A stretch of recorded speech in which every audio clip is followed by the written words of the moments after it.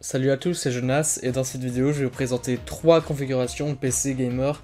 Cette fois-ci il y a un budget beaucoup plus haut que dans la dernière vidéo, c'est-à-dire une configuration à 1800€, une autre à 2200€ et enfin la dernière qui est à 2800€.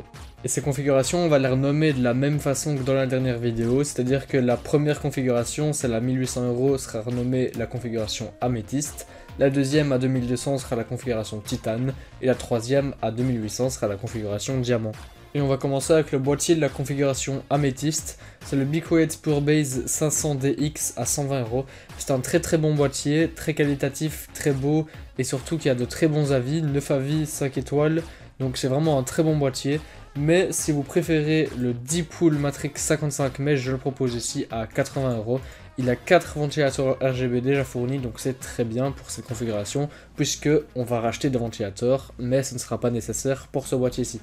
On va continuer avec une très bonne alimentation, la Corsair RM850E, donc c'est une alimentation 850 watts 80 plus Gold modulaire à 140€. C'est aussi une très bonne alimentation de la marque Corsair, donc il n'y a pas d'inquiétude à avoir, c'est tout simplement un très bon produit.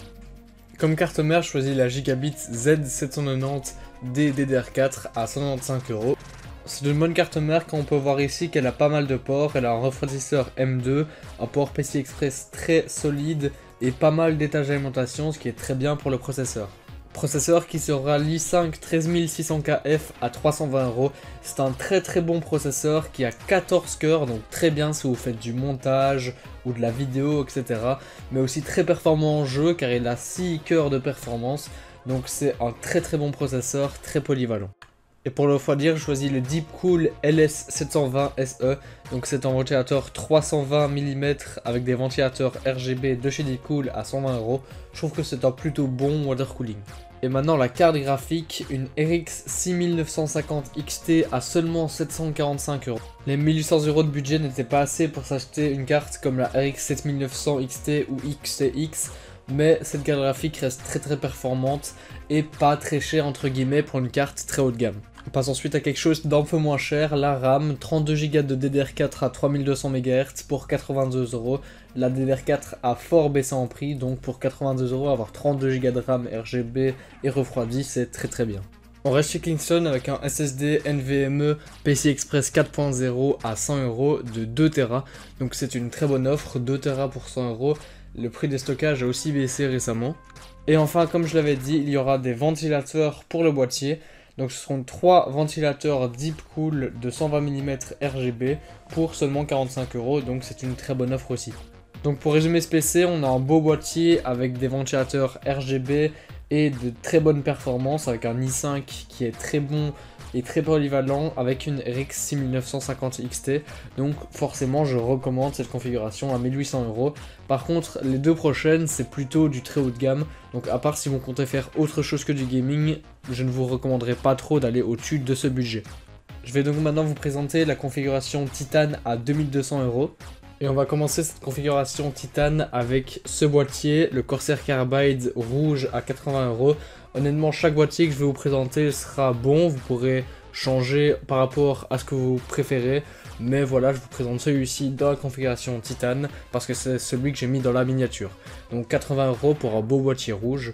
Ensuite, il y a l'alimentation, c'est toujours la même, la Corsair RM850E, donc c'est, comme je l'ai dit, l'alimentation 850 watts 80 plus Gold à 140€, une très bonne alimentation.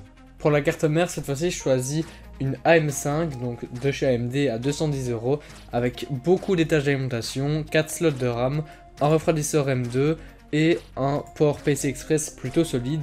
On peut aussi voir sur cette photo qu'elle a beaucoup de ports, donc c'est intéressant, et elle a aussi le Wi-Fi, donc ça va être très bien pour 210€. Et pour aller sur cette carte mère, j'ai choisi le Ryzen 7 7800X3D, c'est le plus performant des processeurs de chez AMD à 500€.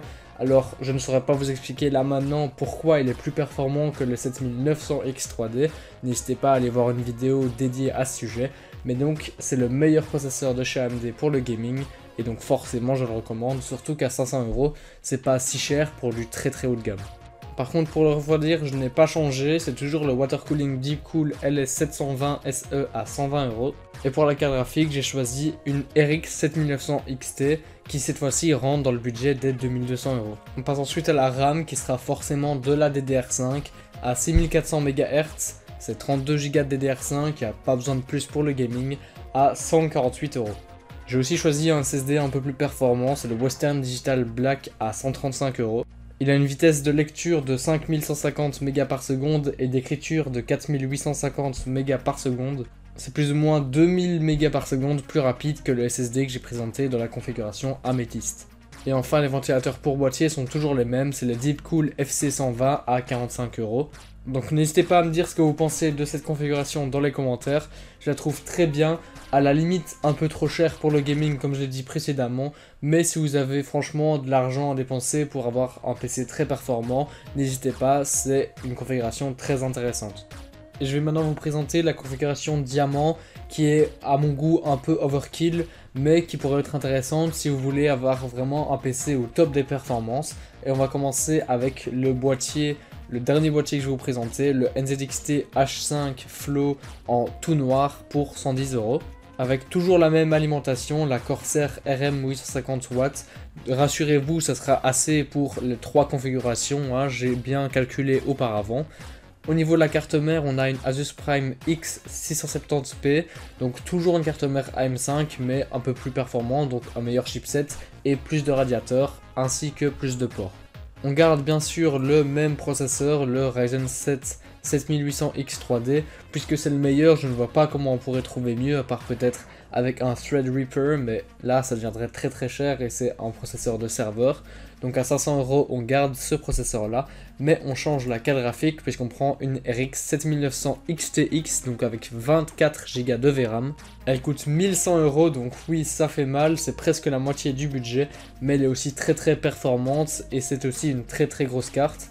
Alors je préfère les cartes AMD pour le gaming tout simplement au niveau du performance prix et aussi que au niveau des cartes très haut de gamme, je n'ai pas envie que votre carte graphique brûle puisqu'il y a un problème au niveau des ports chez les cartes Nvidia, donc je préfère choisir les cartes AMD qui gardent les ports PCI Express. Si vous voulez plus d'explications, si vous voulez, je vous mets une vidéo de youtubeur Goodwin qui explique très bien ça, donc allez voir dans la description. On change aussi de water cooling pour un peu plus performant et que je trouve aussi un peu plus beau. C'est le Corsair iQ H150i Elite Capelix Liquid, c'est un très long nom, à 210 €. Donc je le trouve tout simplement plus beau et il sera très certainement un peu plus performant au niveau du radiateur qui sera plus serré et des meilleurs ventilateurs généralement. Mais bon, c'est du Corsair, donc attendez-vous à de la qualité, surtout à ce prix-là. J'ai aussi un peu changé la RAM, donc cette fois-ci on a la RAM RGB avec une meilleure fréquence à 7000 MHz, toujours 32 Go, car les kits à 64 Go n'existent tout simplement pas sur Alternate et je n'en ai pas trouvé autre part à part à des prix complètement fous. Donc 32 Go seront de toute façon très très acceptables pour le gaming, à part si vous voulez faire du montage, essayez de trouver une autre alternative.